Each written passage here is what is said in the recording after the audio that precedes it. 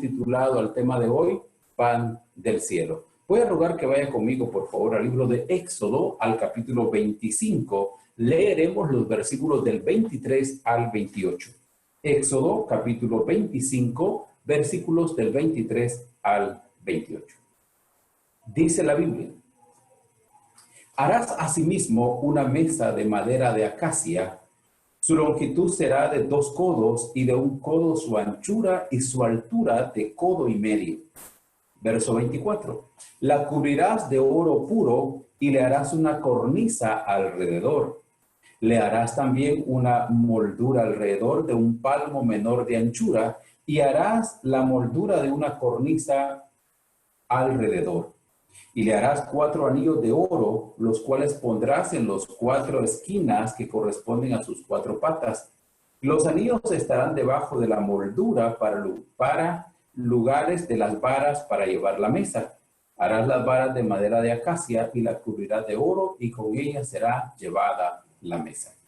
Recuerden que ya estamos entrando, solo digo recuerden porque ustedes conocen este aspecto, y si no, pues lo recordamos juntos. Estamos entrando ya al lugar santo. Dejamos los 2 elementos que están en el atrio o en el patio del santuario y los trasladamos ya a la parte interna del santuario. Los 2 elementos que están en el atrio tienen que ver específicamente con el altar del holocausto y la fuente o lavacro. Debo recordarles que hasta este sector algunos israelitas podían llegar. Al atrio se podía entrar sin ningún problema, ayer recordábamos eso, sin ningún inconveniente. Pero al lugar santo y al lugar santísimo era un lugar exclusivo solo para sacerdotes y para el sumo sacerdote posteriormente, porque allí era donde ejercían el ministerio o ejercían ciertas funciones que estaban limitadas exclusivamente para el ministerio sacerdotal, conforme la Biblia nos lo presenta. Entrando entonces al lugar santo, al segundo departamento del santuario, al lado derecho, se encontraba esta mesa de los panes de la presencia o panes de la proposición. Esta mesa, de acuerdo a la descripción que da la Biblia, no era un elemento tan grande si lo comparamos con el altar del holocausto. El altar del holocausto medía aproximadamente 2.25, 2.35 de ancho y de largo, ya que era cuadrado. Y su altura, recuerda que era de 1.35, más o menos la altura. En el cambio, la mesa, si ustedes lo leyeron, dice que esta mesa iba a ser aproximadamente de 90 centímetros de largo, más 45 centímetros de ancho, por 67 o 68 centímetros más o menos de alto, porque hablamos que iba a ser de 2 codos, de 1 codo y codo y medio, son prácticamente las medidas que la Biblia nos da. Así que estamos hablando de una mesa que no era de 1 metro, no llegaba a 1 metro, si llegaba un poquitito quizás cercano al metro de ancho y cercano al 45, 50 centímetros también de lo que era de ancho y de largo 90 más o menos. Hay otra característica especial que la mesa tenía. La mesa dice que iba a tener una cornisa, y yo voy a destacar algo aquí que seguro usted ya lo notó, pero se lo destaco nada más. Si ustedes notarán, todo lo que estaba afuera en el atrio, el material del que estaba recubierto era de bronce.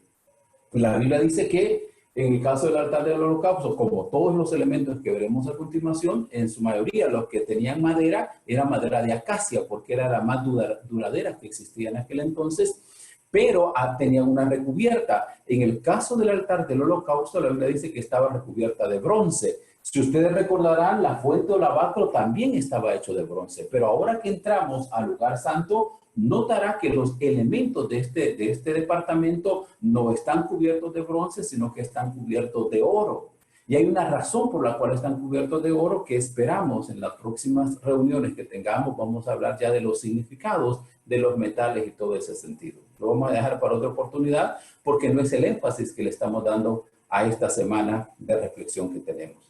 Y entonces esta mesa era, como ya decíamos, más o menos de 1 metro por 50 por 67, 68 de altura. La Biblia dice que se le iba a hacer una cornisa alrededor, y esa cornisa más o menos era de esta altura, y se iba a colocar alrededor de la mesa, en la parte superior de la mesa.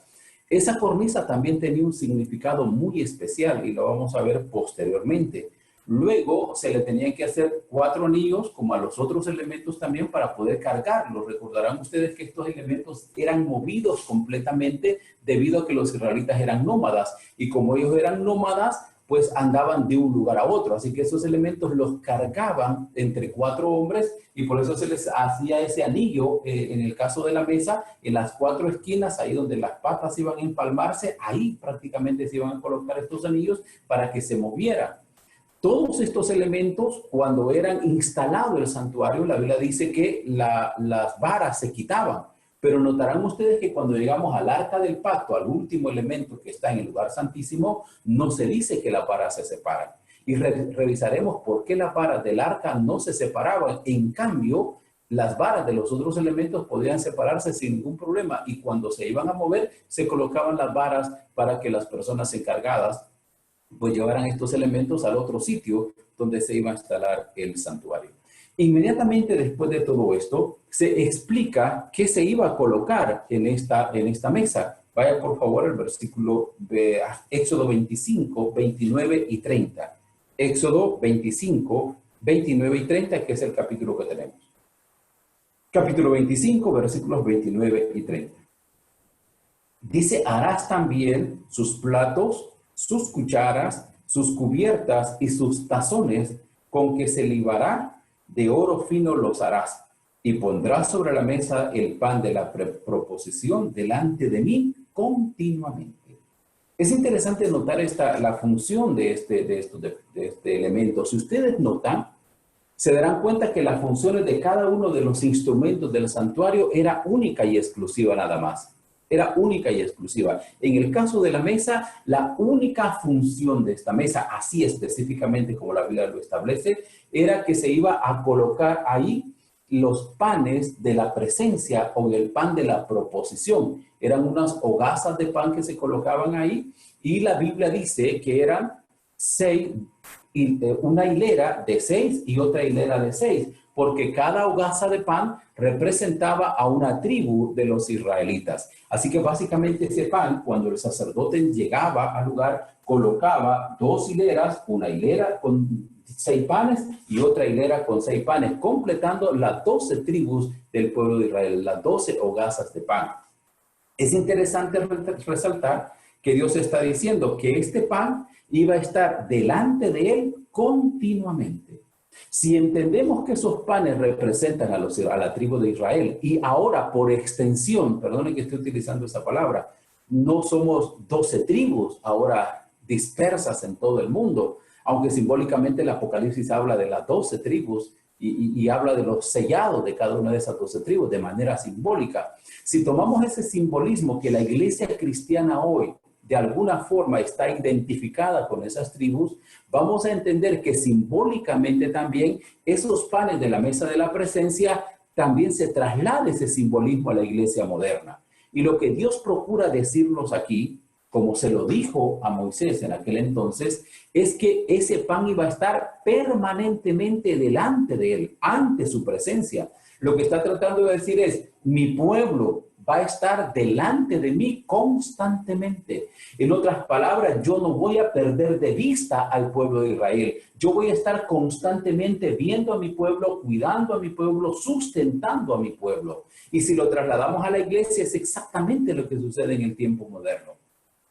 Permanentemente se espera que la iglesia, se espera que usted, se espera que yo esté constantemente delante de la presencia del Señor. Y cuando me encuentro delante de la presencia del Señor, no es para que Dios me condene, no es para que Dios me castigue, es para que Él me proteja, para que me oriente, para que me aconseje, para que me diga qué camino, qué sendero es el que debo de tomar y si el que estoy haciendo es el correcto y vivir constantemente bajo la presencia de ese Dios poderoso.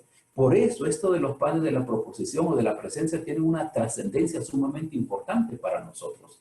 La Biblia, ustedes recordarán que dice que esos panes eran cambiados cada 7 días, cada 7º día. El día sábado era cambiado ese pan, se ponía pan fresco y el pan que ya había sido utilizado, que había estado durante toda la semana, los sacerdotes podían comerlo sin ningún problema. Pero había pan fresco y es interesante que nunca faltaba el pan en esa mesa, nunca faltaba el pan.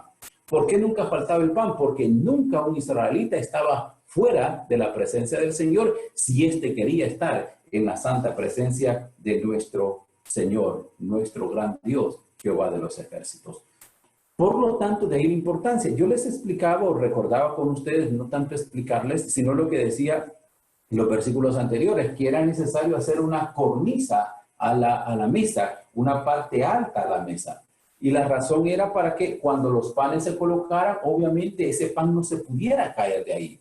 Si por alguna razón, imaginémonos, solo estoy hipotetizando nada más, si por alguna razón, digamos, que ese pan se movía, la cornisa impedía que el pan se cayera, porque esa cornisa estaba un poquitito alta, de un palmo, dice, estaba alta, y ahí el pan se podía detener si por alguna razón el pan llegara a moverse, por cualquier razón que hubiera sido.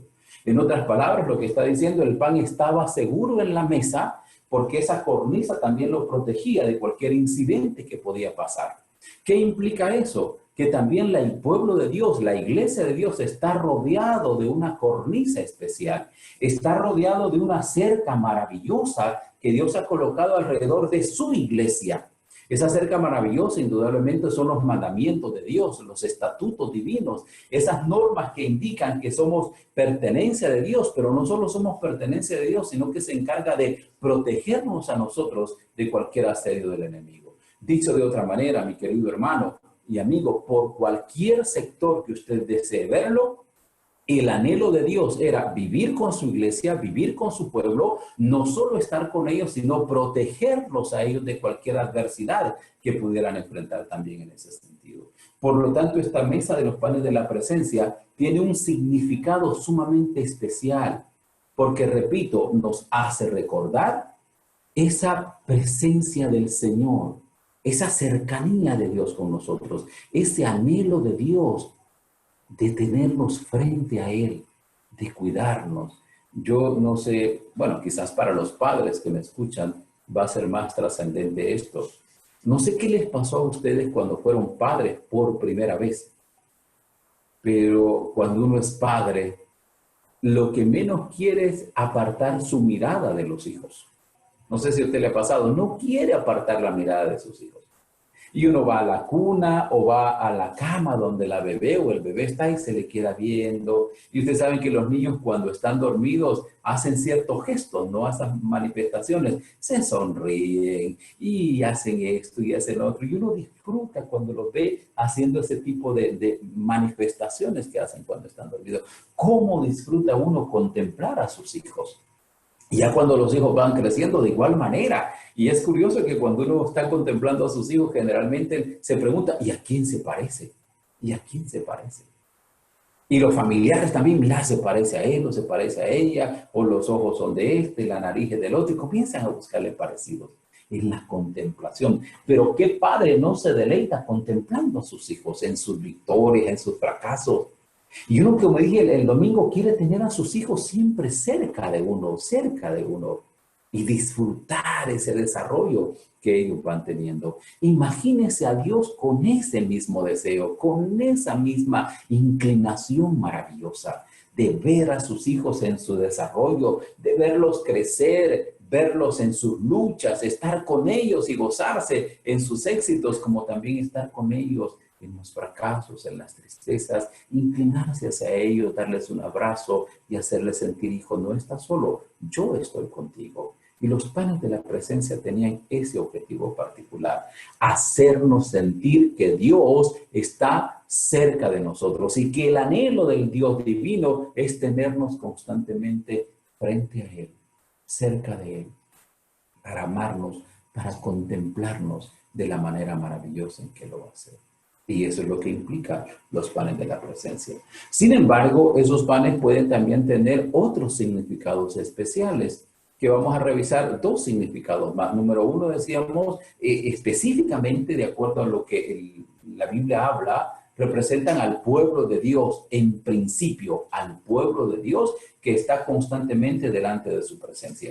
Hay algo más, dice la Escritura, que ahí tenían que ponerse otros elementos, como las cucharas, como los tazones, como una jarra especial para hacer la libación. Ustedes recuerdan perfectamente qué es libar. Libar es derramar un líquido sobre algo. Eso es la libación, cuando un líquido se derrama delante de un dios en el pasado. Y ese hábito Dios lo instituyó también entre los israelitas, que tenía que ofrecerse el pan con ciertas libaciones cuando se colocaba el pan en esa mesa de la presencia. Es maravilloso ese escenario que se presenta allí. Pero también decíamos, los panes pueden tener otro simbolismo especial. Y el otro simbolismo especial que pueden tener es precisamente a Cristo como el pan de vida. Quiero que vayan al libro de Juan, capítulo 6, versículos 48 y 50. Juan 6, 48 y 50. Después que Cristo hace el maravilloso milagro de la multiplicación de los panes y los peces, la Biblia dice que multitudes de personas lo seguían. Jesús les dijo una palabra muy fuerte, pero muy fuerte en los versículos que siguen a los que vamos a leer. Y Jesús les dice, ustedes me siguen porque ayer se hartaron y se saciaron. Y Él les dice, trabajen, esfuércense por adquirir el pan que no perece, el verdadero pan. Y entonces, en ese marco que estamos mencionando, Él dice las siguientes palabras, versículos 48 al 50 del capítulo 6 del libro de San Juan. Dice la Biblia, yo soy el pan de vida. Vuestros padres comieron el maná en el desierto y murieron. Este es el pan que desciende del cielo para que el que de él coma no muera. Es sumamente interesante esto. Ahí hablamos de 12 panes simbolizando al pueblo de Israel, pero aquí estamos hablando del verdadero pan. Ese pan que descendió del cielo, ese pan que Jesús lo dijo. El que coma de este pan no tendrá hambre jamás. Y él hace referencia a una experiencia que los israelitas vivieron en el desierto. Ustedes recordarán que según lo dice el libro de Números, en el capítulo 11, versículos 7 y 8, Números 11, 7 y 8 dice lo siguiente. Y era el maná como semilla de culantro y su color como color de bedelio.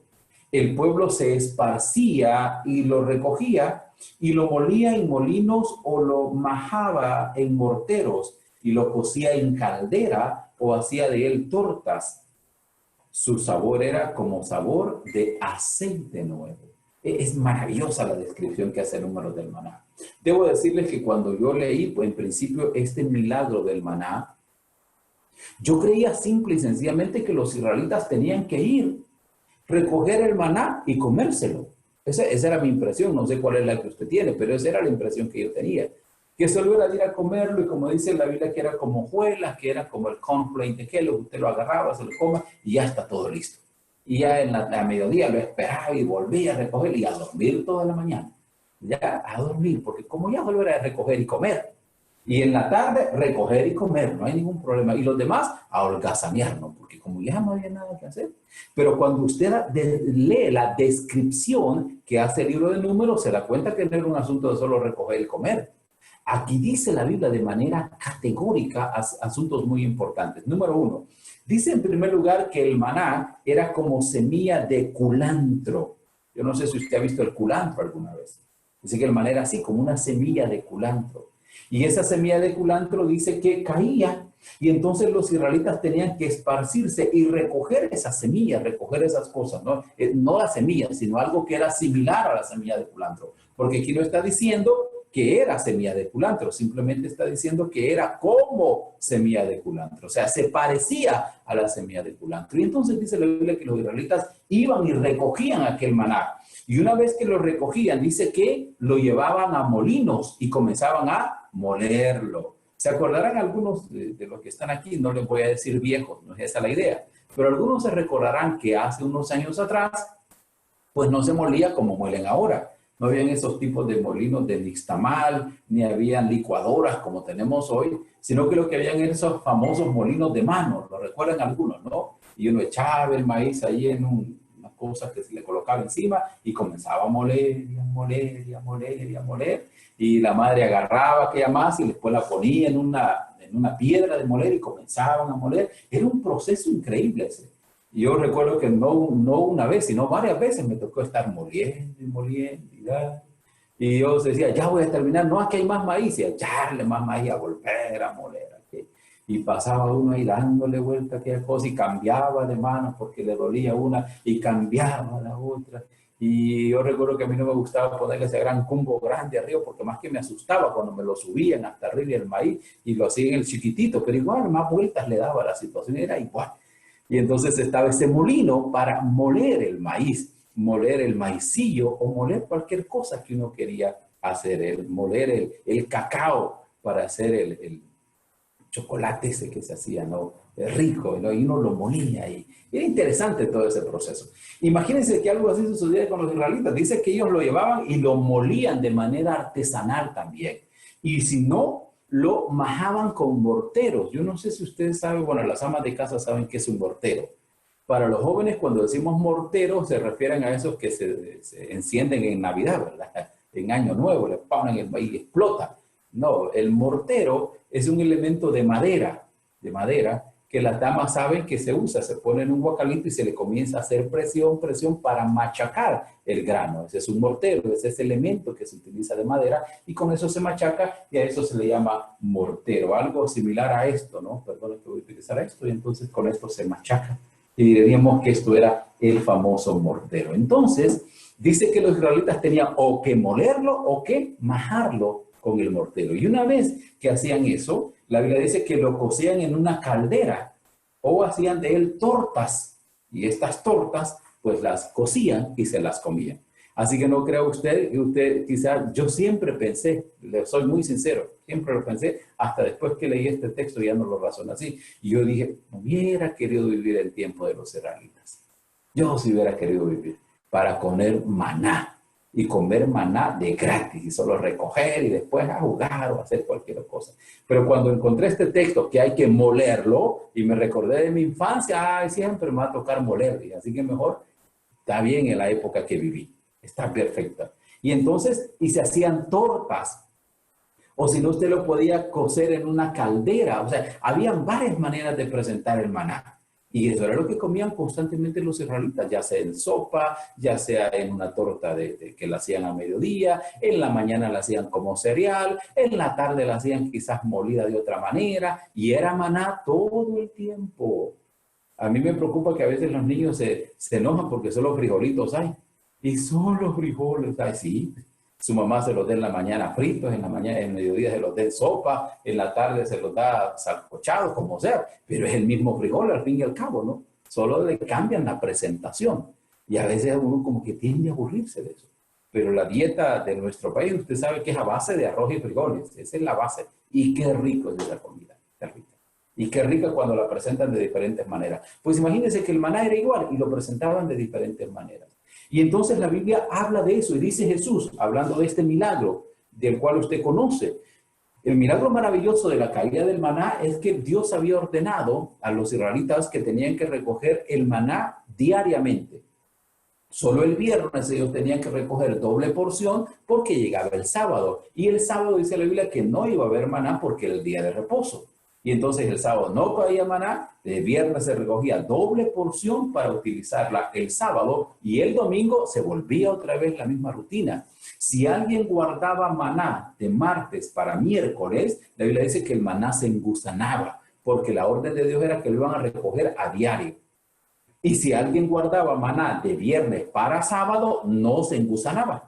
Porque Dios había ordenado que así lo hicieran, porque así es como Dios actúa de manera milagrosa y extraordinaria. Siempre hay gente que no nos gusta obedecer, siempre hay gente que nos gusta saltarnos la cornisa. Cuando digo saltarnos la cornisa es salirnos de ese cerco de protección que Dios nos ha dado. Y había gente que quiso recoger el miércoles maná para no levantarse el jueves y cuando fueron a buscar maná el jueves estaba podrido. Ay, se quedaron sin comer ese día porque cada quien recogía para su porción, así que hicieron ayuno forzoso ese día, porque no encontraron. Y entonces esa misma gente rebelde fue el viernes. Y mientras todos estaban recogiendo doble porción, ellos dijeron, no, nosotros no recogemos porque ayer se nos engusanó. Y no recojan, se les va a engusanar mañana, no recojan. Y los demás les decían, pero es que Dios ha dicho que el viernes recojamos doble porción porque el sábado no va a caer. Pero que ellos decían, les va a engusanar. Y esa misma gente rebelde lo que hizo fue lo siguiente, no recogió el viernes y salen el sábado a buscar maná. Y cuando dicen a buscar maná el sábado, no hay maná, no hay maná. Y cuando van a la tienda de los vecinos para ver la experiencia dolorosa de que el maná se había prácticamente engusanado, encontraron el maná y encontraron al vecino comiendo tranquilo, pero tranquilamente maná. Ay, dijeron ellos, ¿por qué no? Y tuvieron que hacer otro ayuno forzoso por rebeldes. ¿Qué implica esto? Nosotros tenemos que ser obedientes al mandato de Dios. Este maná cayó por mucho tiempo para dar alimento al pueblo de Israel. Y Jesús hace la comparación de él con ese maná.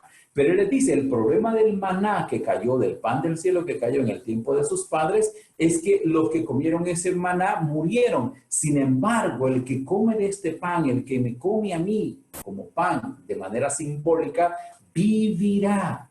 No morirá, dice la Biblia. El que coloca a Cristo en su vida no muere eternamente, sino que vivirá, gozará de la inmortalidad cuando Cristo aparezca en la gloria del Padre Celestial. ¿Por qué? Porque recuerda que citamos el día lunes Isaías 53, 4 al 6. Dice la Biblia, ciertamente llevó él nuestras enfermedades, y yo quiero destacar este pasaje maravilloso.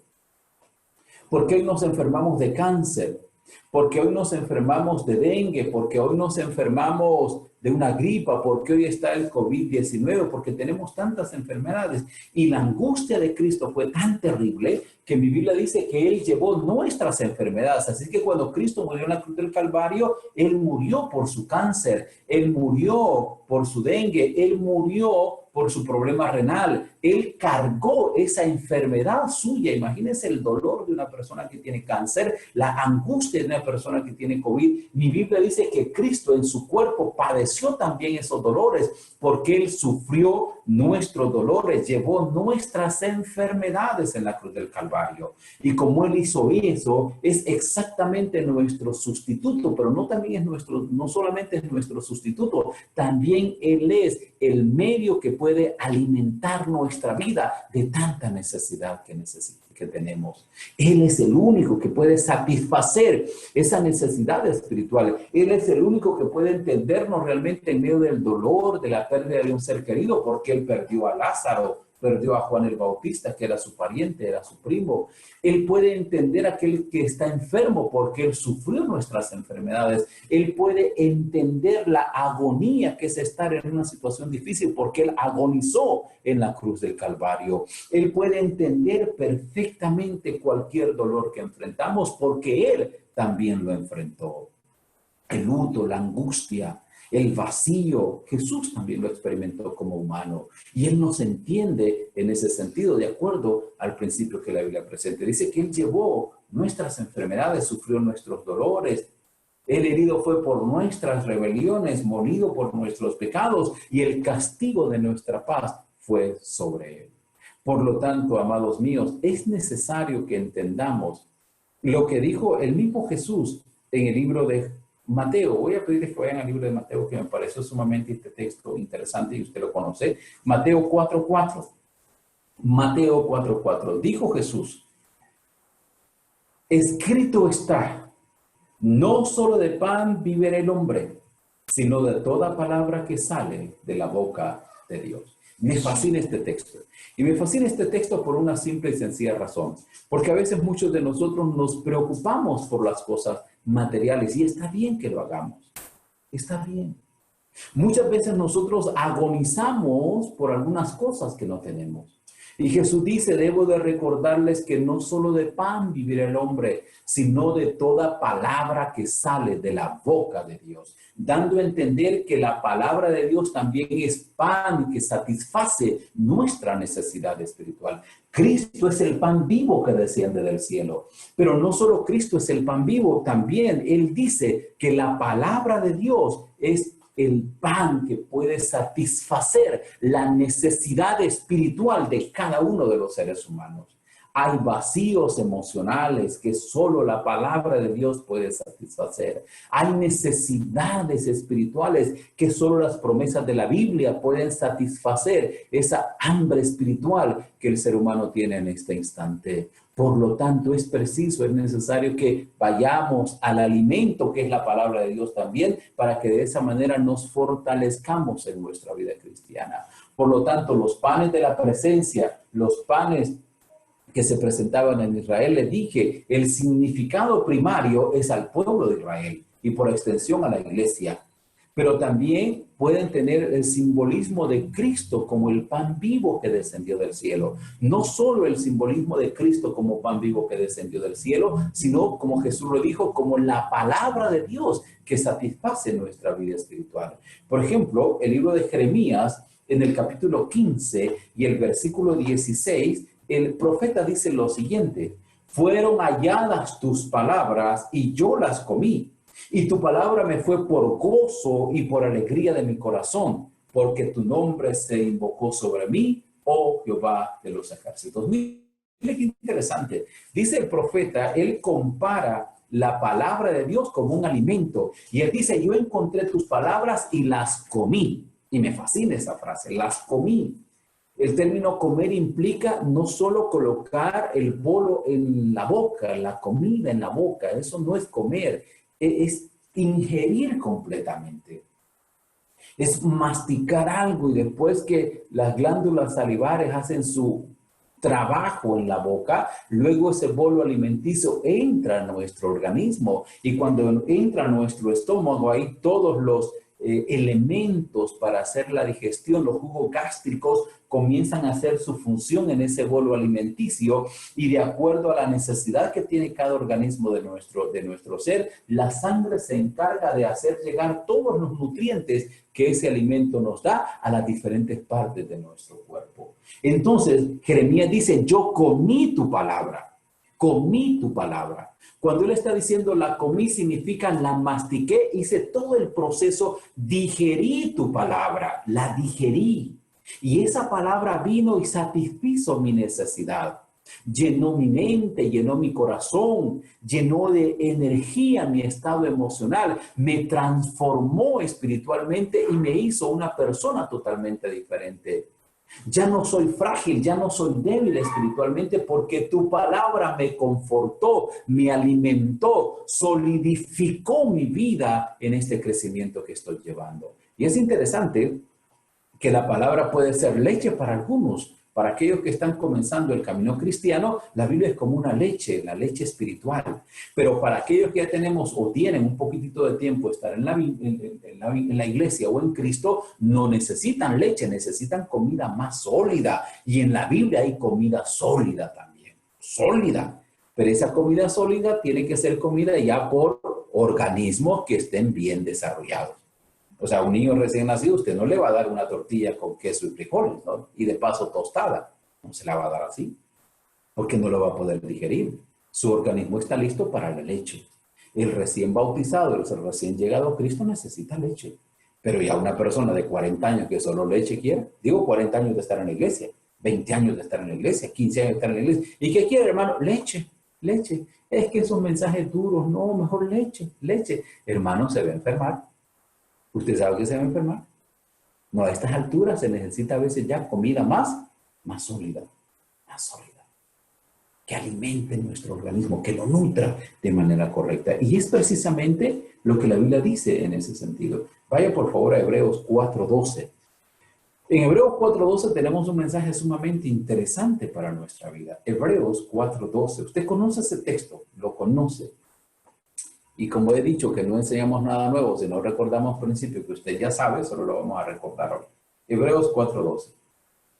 Porque la palabra de Dios es viva y eficaz, y más cortante que toda espada de dos filos, y penetra hasta partir el alma y el espíritu, y las coyunturas y los tuétanos, y discierne los pensamientos y las intenciones del corazón. Ese pasaje es sumamente revelador y podríamos hablar de él muchas noches, se lo aseguro. Pero es tan revelador que dice él, primero dice, la palabra de Dios es viva y eficaz. Me gusta esa palabra. Viva y eficaz. Cuando hablamos de eficaz, es que cumple el objetivo con eficacia. Es que cuando llega, no llega a especular. La palabra de Dios llega o a transformar o para que el ser humano sea destruido. Perdóneme, así es la palabra. O llega y lo restaura con el mensaje, o llega y lo destruye con el mensaje si usted no acepta el mensaje de la palabra. Así es esto. Porque el conocimiento bíblico o lo puede salvar o lo puede condenar también. Porque los milagros de Dios o pueden servir para su salvación o pueden servir para su destrucción. Si no, pregúntele a Faraón lo que le pasó en Egipto después de aquellos milagros que pudo ver en las plagas que se ofrecieron. Esas plagas hubieran servido para poder tocar el corazón de una persona ante el poder de Dios, pero no fue así. Y en lugar de eso, el corazón de Faraón se endureció. La Biblia es eficaz si el hombre permite que su eficacia sea una realidad en su corazón. ¿De acuerdo? Por ejemplo, a usted le pueden poner un suculento desayuno. Ese desayuno no será eficaz si usted no se lo come. Por muy bueno que esté el desayuno. Pero si usted no se lo come, ese desayuno no será eficaz para usted. Porque no se lo ha comido. Y repito, muy atractivo puede ser.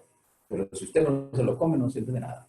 La Biblia, si usted no permite que ejecute los cambios en su vida, no sirve de nada, perdóneme, no sirve de nada para usted. Y no sirve de nada para usted porque usted no permite que la palabra efectúe los cambios que se necesitan efectuar. Por esa razón, no significa que no sea eficaz. Es eficaz en el corazón de aquellos que permiten que la eficacia sea una realidad. Pero en el que no lo permitimos, no es problema de la Biblia, es problema de mi corazón y de mi mente en ese sentido.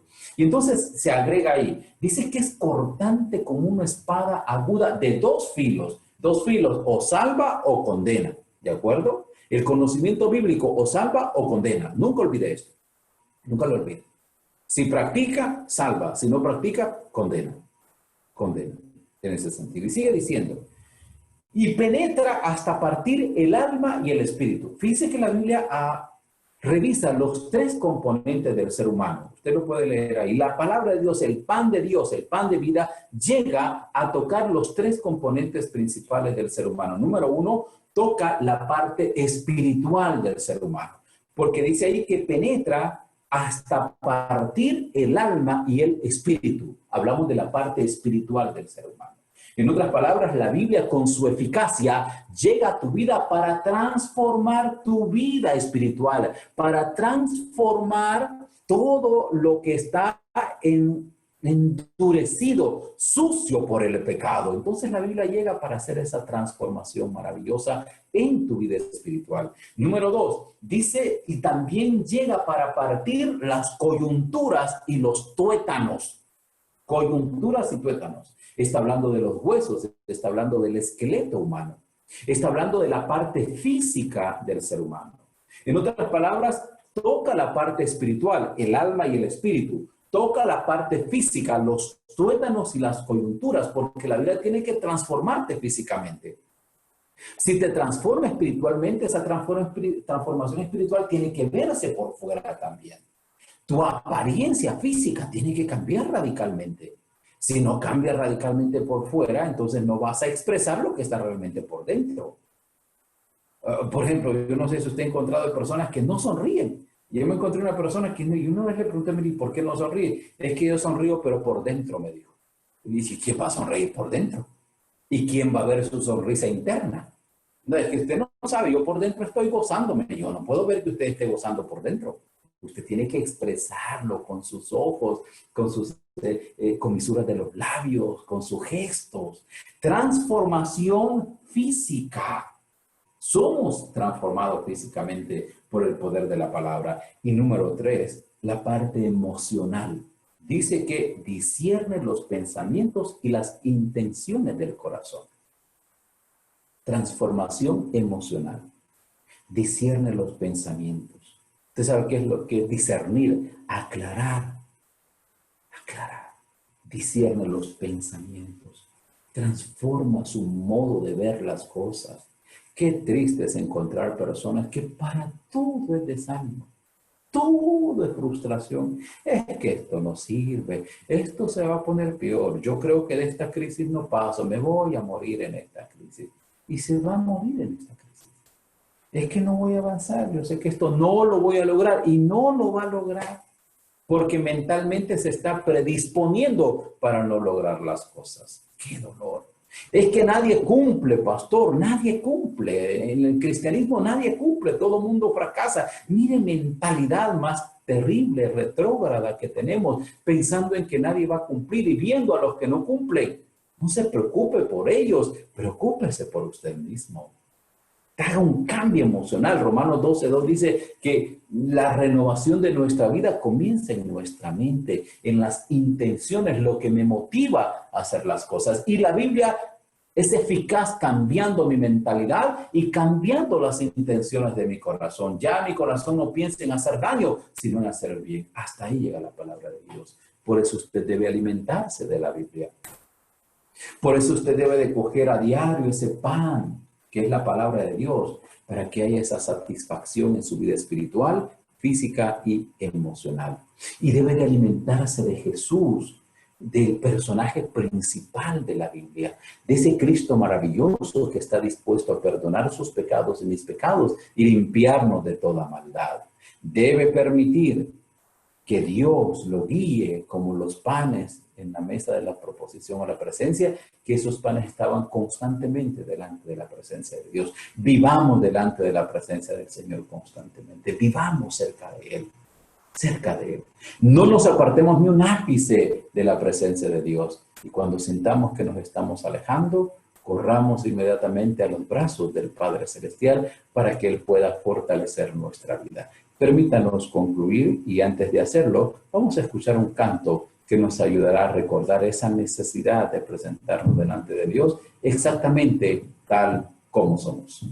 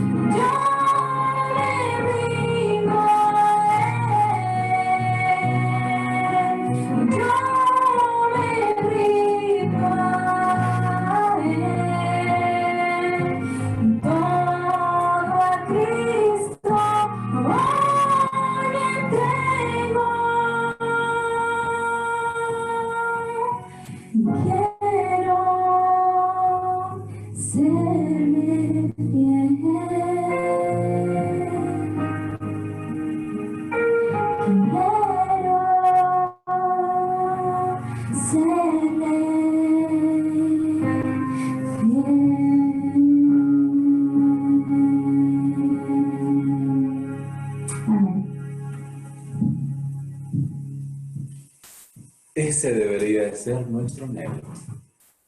Rendirnos completamente a Jesús y serle fiel constantemente. Y hacerlo tal como somos. Así, sin justificación alguna. Simple y sencillamente decirle, Señor, aquí estoy. Aquí está mi vida. Aquí están los despojos de ser humano que el diablo ha hecho. Aquí estoy rendido a tus pies, con un hambre espiritual espantosa. Aquí estoy casi en un estado de inanición, casi muriendo. Regresar como el hijo pródigo quizás, sucio y hambriento, pero sí con el único deseo de que esa necesidad sea satisfecha por el Padre Celestial. Que Dios nos ayude y que te ayude a ti si aún no has regresado a Jesús o no le has entregado tu corazón a Cristo, para que puedas comprender que no hay alimento humano, no hay nada que pueda satisfacer tu necesidad de pan, sino solo Jesús, que es el pan vivo que descendió del cielo. Vamos a orar por aquellos que esta noche están abriendo su corazón a Cristo, por aquellos que le están diciendo, Señor, yo quiero presentarme a ti tal como soy y pedir que me ayudes en esta necesidad que tengo. Inclina su cabeza mientras oramos. Padre, gracias por la oportunidad de reflexionar en tu santa palabra. Gracias porque a través de estos símbolos del santuario nos hace recordar la necesidad que nosotros tenemos de tener ese encuentro personal con Cristo y saber que ya estaba prefigurado desde hace muchos años antes lo que el Cordero de Dios haría por nosotros. Gracias porque la mesa de los panes de la presencia nos hace recordar el anhelo divino de tenernos constantemente delante de Él. Pero no solo nos hace recordar eso, sino nos hace recordar la necesidad de alimentarnos con Jesús, de alimentarnos con tu santa palabra y de seguir creciendo bien nutridos con esa palabra santa. Y Señor, si esta noche hay alguno de los que nos escuchan o nos escucharán posteriormente, que necesita abrir su corazón a Cristo para que satisfaga su hambre espiritual, permite que no pierda más tiempo, que allí donde se encuentra pueda derramar su vida delante de ti, reconocerte a ti como su Salvador personal y comprender que solo en Cristo tenemos vida y vida en abundancia. Gracias, Padre, por escucharnos. Nos abrazamos a las promesas de tu santa palabra y confiamos en la transformación que se ejecutará en nosotros. En Cristo Jesús oramos. Amén, Señor. Amén. Muchas bendiciones para todos.